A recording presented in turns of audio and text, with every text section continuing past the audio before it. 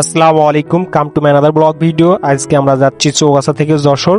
এখন আপনারা দেখতে পাচ্ছেন ডিভাইন গার্মেন্টস, আসলে এটি কোড়েতলায় অবস্থিত। তো আমরা যাচ্ছি, দুই পাশে খুবই সবুজ মনোমুগ্ধকর পরিবেশ। তো সবার আগে আমার চ্যানেলটা একটু সাবস্ক্রাইব করে দিবেন এবং পাশে থাকা বেল আইকনটি অন করে দিবেন।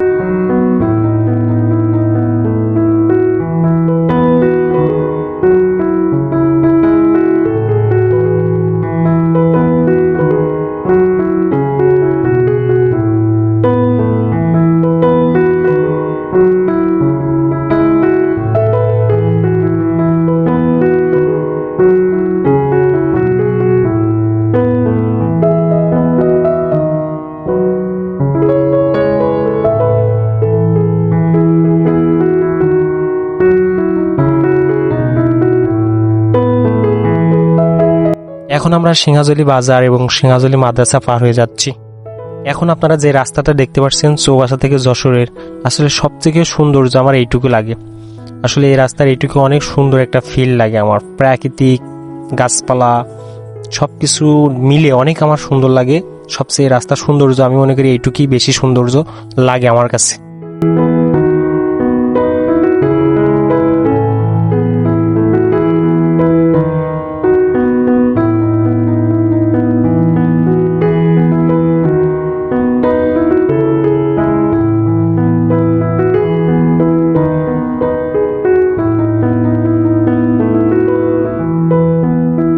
এখন আমরা দেখতে পাচ্ছি কলেজ এবং স্কুল, আসলে এটা বেলতলা বাজারের পাশেই। চৌগাছা থেকে যশোর যেতে প্রথমে স্কুল অ্যান্ড কলেজ পড়বে, তারপরে বেলতলা, তারপরে ভার্সিটি। তো চলুন সাথে থাকুন এবং ভার্সিটিটা একটু দেখি।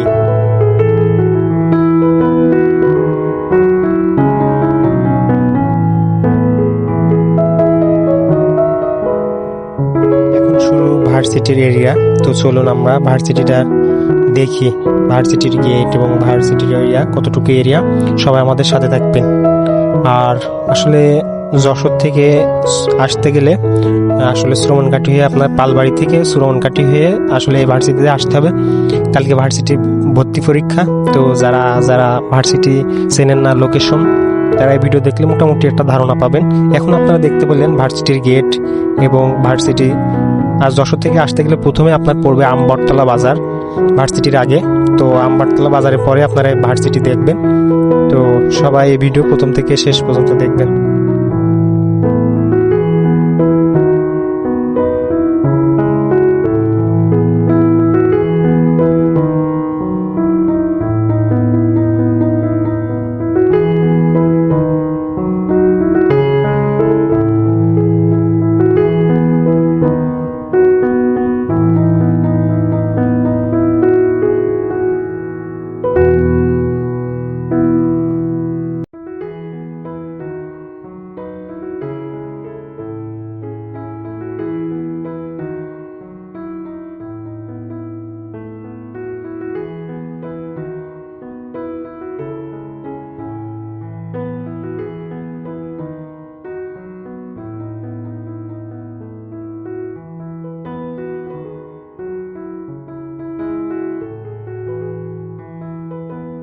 এটি হলো আমবটতলা, আসলে ভার্সিটির আগে যে বাজারটা আমবটতলা বাজার আপনারা দেখতে পাচ্ছেন। এরপরেই মানে যশোর থেকে যেতে এরপরে ভার্সিটি। এখন দেখা যাচ্ছে ভার্সিটির বাস, আসলে আপনারা সকাল 8টা থেকেই ভার্সিটির বাসে আসা যাওয়া করে। তো আপনারা যারা যশোর থেকে ভার্সিটি বাসে আসতে চান, তারা সকাল 8টার দিকে 8টা থেকেই বাস আসা যাওয়া করে। অনেক বাস, ভার্সিটির অনেক বাস আসা যাওয়া করে।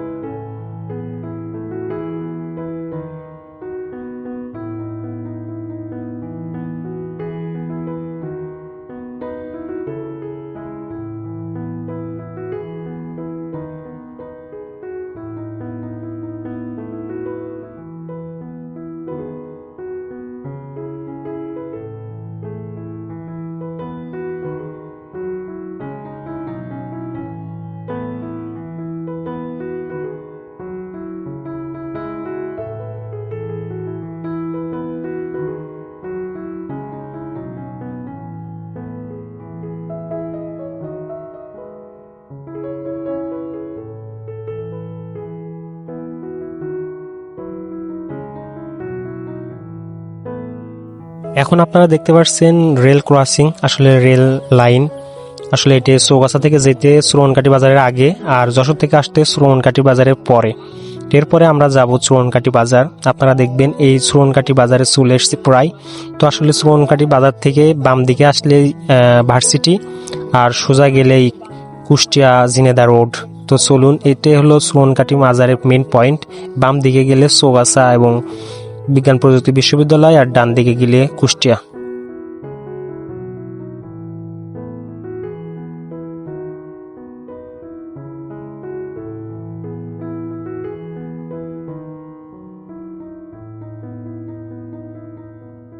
চলে আসলাম যশোরের এরিয়ার মধ্যে। বাম পাশে ক্যান্টনমেন্ট এবং ডান পাশে আপনারা দেখতে পাবেন ফায়ার সার্ভিস। তো বাম পাশে ক্যান্টনমেন্ট এবং বিনোদিয়া পার্ক। তো আপনারা যারা বিনোদিয়া পার্কে যেতে চান তারা অবশ্যই এই ক্যান্টনমেন্টের সামনে এসে লাভ লেক বিনোদিয়া পার্কে যেতে পারবেন। তো ডান পাশে আছে ফায়ার সার্ভিস, সবই আপনাদের দেখাবো, আপনারা সাথে থাকুন। এটা হলো বিনোদিয়া পার্কের গেট। আসলে এই দিক দিয়ে যেতে হয় বিনোদিয়া পার্ক, আর এটা হলো ক্যান্টনমেন্ট এরিয়া। আসলে ক্যান্টনমেন্ট এরিয়ার ভিতরেই বিনোদিয়া পার্কটা। তো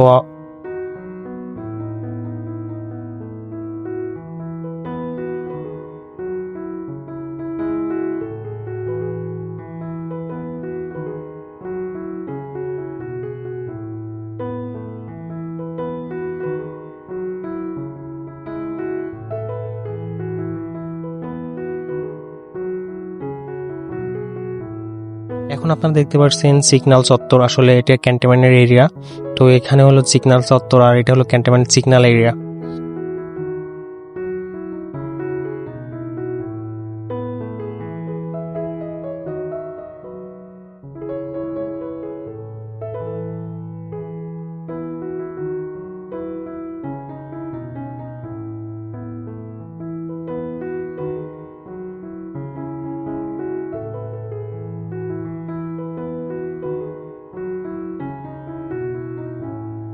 এখন আপনারা দেখতে পাচ্ছেন ক্যান্টনমেন্ট গেট। আসলে পালবাড়ির দিকে যেতে ডান হাতে, আসলে পালবাড়ির খুবই কাছে, আর পালবাড়ি থেকে আসতে বাম হাতে। তো আসলে ক্যান্টনমেন্ট গেটটা খুবই সুন্দর এবং নান্দনিক।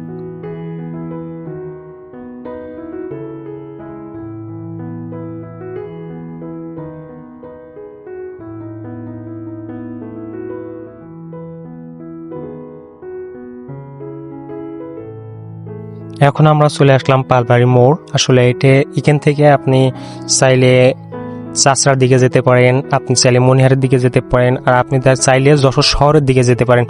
তো এইটা হলো পালবাড়ি চত্বর। এই চত্বর দেখে থেকে আপনি যে কোনো জায়গায় যেতে পারেন।